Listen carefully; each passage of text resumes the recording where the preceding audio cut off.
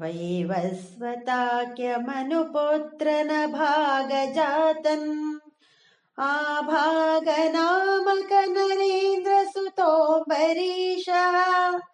सप्तार्णवावृतमहि दयितोऽपि रेमे त्वत्सङ्गिषु त्वयि च मग्नमनः सदैव त्वत्प्रीतये सकलमेव वितन्वतोऽस्य भक्त्यैव देव न चिरादवृता प्रसादम् येनास्य याचनमृते व्यभिरक्षणार्थम् चक्रम् भवान् प्रविततार सहस्रधारम् न द्वादशी व्रतमतो भवदर्चनार्थम् वर्षम् दधौ मधुवने यमुनोपकण्ठे पत्न्या समम् सुमनसा महतीम् वितन्वन् पूजान् द्विजेषु विसृजन् पशुषष्टिकोटिम् तत्रातपारणदिने भवदर्चनान्ते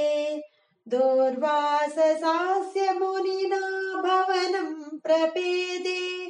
भोक्तुम् व्रतश्च स नृपेण परार्तिशीलो मन्दम् जगाम यमुनां नियमान् विधास्यन् राज्ञातपारणमुहूर्तसमाप्तिकेदाद् वारैव पारणमकारि भवत्परेण प्राप्तो मुनिस्तदत देव्य दृशा विजानन्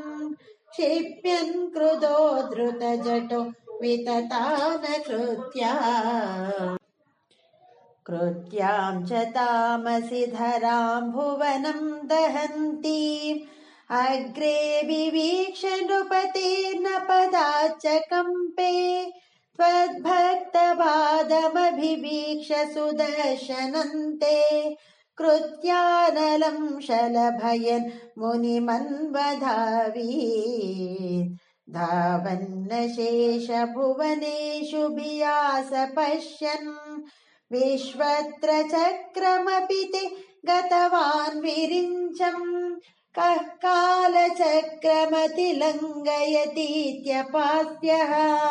शर्वं ययौ स च भवन्तमवन्दतैव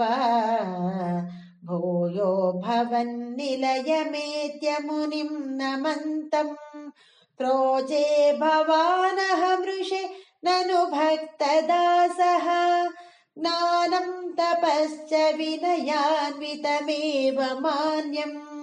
याह्यम्बरीशपदमेव भजेति भूमन् तापस्यमेत्य मुनिना स गृहीतपादो राजापसृत्य भवदस्त्रमसावनोषीत् चक्रे गते मुनिरदाद किलाशिसोऽस्मै त्वद्भक्तिमागसि कृतेऽपि कृपाञ्च शंसन् राजा प्रतीक्ष्य मुनिमेकसमामनाश्वान् सम्भोज्य साधुतं ऋषिं विसृजन् प्रसन्नम्